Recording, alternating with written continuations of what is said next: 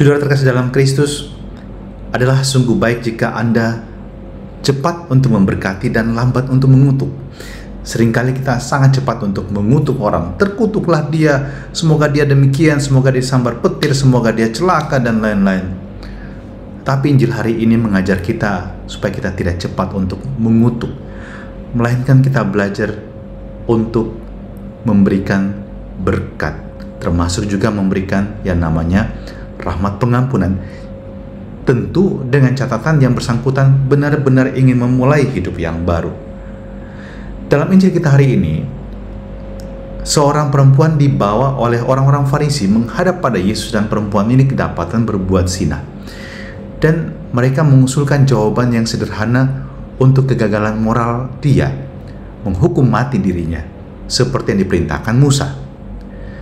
Bacaan Injil juga menjelaskan bahwa ini bukanlah cara Yesus menghadapi kegagalan moral manusia.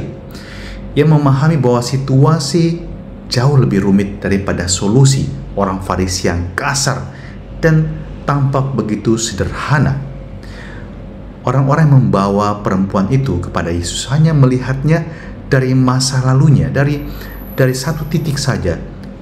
Dan Yesus memandang jauh ke dalam hatinya dan jauh ke masa depannya, bukan hanya pada titik itu saja.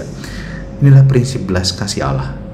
Allah melihat jauh ke depan, masa depan kita yang tetap terbuka kalau kita mau menerima Dia dalam hidup kita. Yesus melihat gambaran utuh kehidupan kita, bukan hanya parsial, bukan hanya sebagian kecil saja.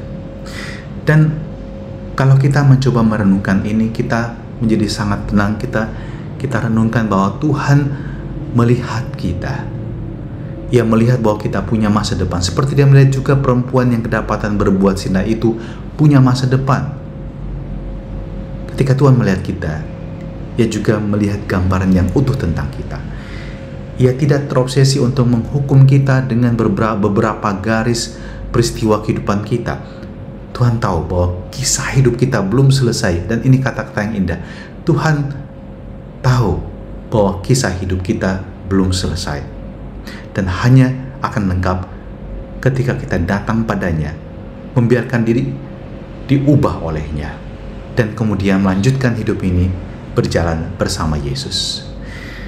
Kita mohon berkat-Nya. Hari ini kita memulai berjalan kembali bersama dengan Yesus.